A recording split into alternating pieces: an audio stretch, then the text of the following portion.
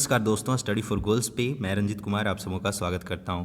Friends, मैं पिछले कई वीडियोस से कहते आ रहा हूं कि फ्रेंड्स आपको वाकई में बहुत दिनों तक इंतज़ार करवाया गया है झारखंड में, लेकिन अब जो है फ्रेंड्स वह दौर ख़त्म होने वाला है और आने वाले 1-2 महीनों में कई नियुक्तियों को लेकर नोटिफिकेशन जारी किया जाएगा।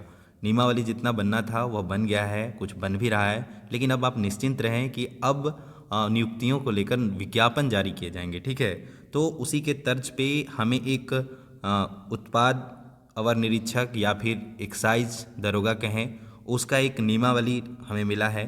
तो इसमें मैं जनरली थोड़ा समय अभाव है, इसलिए मैं शॉर्ट में आपको बता दूंगा कि हाँ पहले दौड़ होगा या पहले परीक्षा होगा या फिर किस प्रकार से परीक्षा होगा, क्या रनिंग का क्या क्राइटेरिया होगा।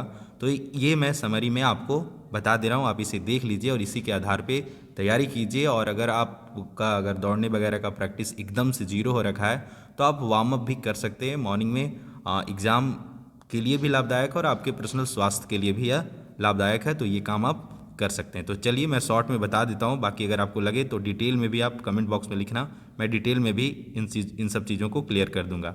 तो फ्रेंड्स, जो नियमावली है वह है, उसका नाम यह देखिए कब गजट में कब प्रकाशित हुआ है, तो 22 नवंबर 2021 को। और इसका यह कौन से विभाग का है, तो उत्पाद एवं मद्य निषेध विभाग का नियमावली है और एक्साइज दरोगा को लेकर है या एक्साइज एएसआई को लेकर यह नियमावली जारी किया गया। चलिए खास क्या है वह हम देखेंगे।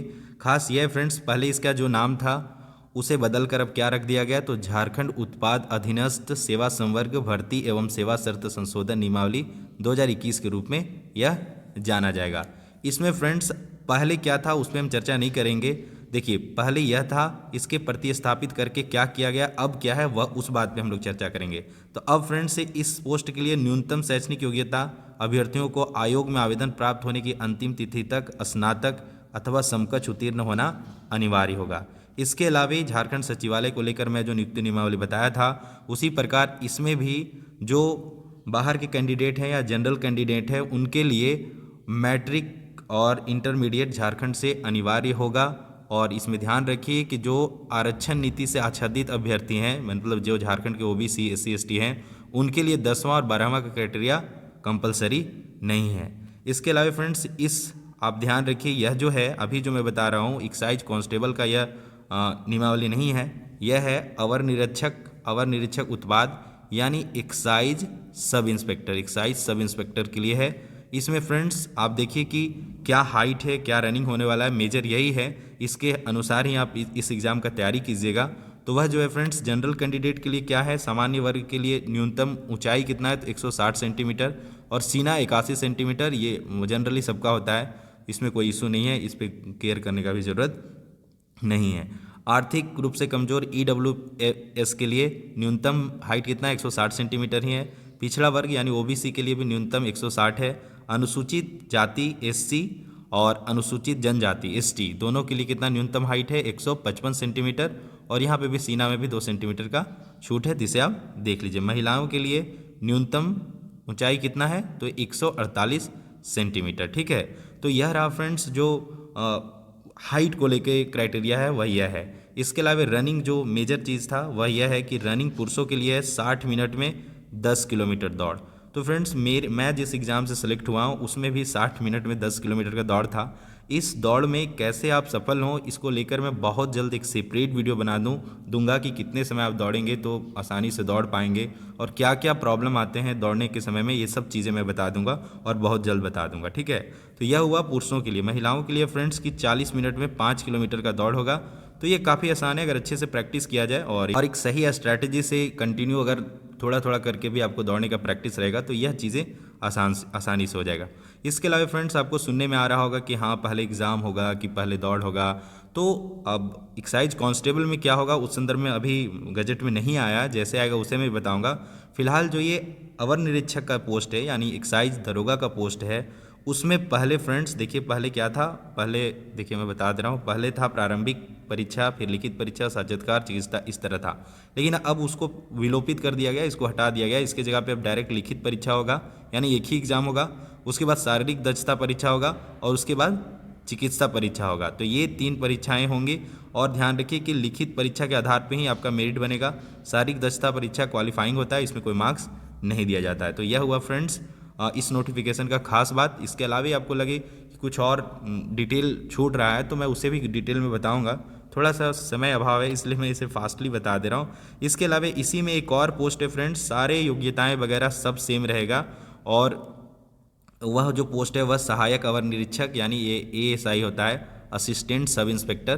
तो सहायक अवर निरीक्षक उत्पाद विभाग में एक्साइज डिपार्टमेंट का यह एक और पोस्ट है जिसमें लगभग सभी योग्यताएं सेम हैं। और ये जो दोनों परीक्षाएं होगा फ्रेंड्स यह JSSC द्वारा कंडक्ट की जाएगी। और इस संदर्भ में उम्मीद है कि बहुत जल्द, अगर देखिए नियमावली बनने से क्या होता है, नियमावली बन जाता है तो उस डिपार्टमेंट के पास होता है कि वह डायरेक्ट अपना जो नियुक्ति को लेकर जितना सीट है वह भेजेगा JSSC को और JSSC उसके हिसाब से नियुक्ति निकालेगी। तो एक होता है ना कि एक स्टेप कंप्लीट हो गया है, अब केवल वैकेंसी आने को है। तो आप यह भी अच्छा जॉब है फ्रेंड्स, यहाँ पे उतना वर्कलोड नहीं होता है, नॉर्मल काम होता है तो और 4200 ग्रेड का जॉब होता है। तो आप बेहिचक इसके लिए जा सकते हैं। इसके लिए तैयारी कीजिए। लिखित परीक्षा है, परीक्षा में क्या फॉर्मेट होगा इसे अभी नहीं क्लियर किया गया किस प्रकार से एग्ज़ाम लिया जाएगा, लेकिन यह परीक्षा JSSC CGL लेगा।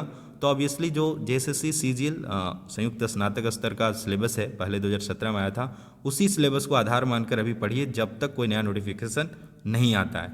इसके अलावा मैं कई बार कह रखा हूँ कि रीजनल लैंग्वेज का बहुत बड़ा योगदान है। तो आपका क्षेत्र में जो भी रीजनल लैंग्वेज है उस रीजनल लैंग्वेज को आप जितना ज़्यादा हो सके उतना ज़्यादा स्ट्रॉन्ग कीजिए, क्योंकि वहाँ से ही आपका सिलेक्शन सुनिश्चित होगा। क्योंकि अगर आप उसमें एक्सपर्ट रहें, क्योंकि अगर मान लीजिए कोई बाहर का, दूसरे राज्य का, कहीं का लोग आके यहाँ रहता है तो वह उतना रीजनल लैंग्वेज में एक्सपर्ट नहीं है जितना कि आप लोकल, यहाँ के झारखंड के लोकल बच्चे जितना एक्सपर्ट होंगे। तो आपको जिस क्षेत्र में आप एक्सपर्ट हैं उसमें और एक्सपर्ट हो जाया जाए ताकि एग्ज़ाम में उसका बेनिफिट मिले। अगर आप दूसरे से 5 क्वेश्चन एक्स्ट्रा कर रहे हैं तो उसका बहुत बड़ा रोल है। आपको यहाँ लगेगा कि 5 क्वेश्चन कम है, लेकिन इसका बहुत बड़ा रोल है। तो इसको ध्यान में रखते हुए तैयारी जारी रखिए। और बाकी अगर मुझे लगेगा बाद में कि इस नोटिफिकेशन को और अच्छे ढंग से या फिर लाइन बाय लाइन बताऊँ तो भी मैं बता सकता हूँ, नहीं तो बाकी इतना इनफ है, इतना ध्यान रखिए। बाकी नोटिफिकेशन आएगा उस समय मैं डिटेल में बता दूंगा। तो फ्रेंड्स लगे रहिए एग्ज़ाम की तैयारी में। स्टडी फॉर गोल्स आपकी तैयारी को लेकर अलर्ट है और back to back content study for goals पे आ रहा है। और इसके अलावा भी किसी प्रकार की क्वेरी है तो आप मुझे इंस्टाग्राम, फेसबुक पे फॉलो कर सकते हैं या फिर हमारे ऑफिशियल व्हाट्सअप नंबर पे भी कनेक्ट हो सकते हैं। वहाँ से भी मैं आपकी क्वेरी का बेस्ट आंसर देने का प्रयास करूँगा। तो friends all the best for your upcoming exams and for your preparation. जय हिंद, जय झारखंड एंड जोहार।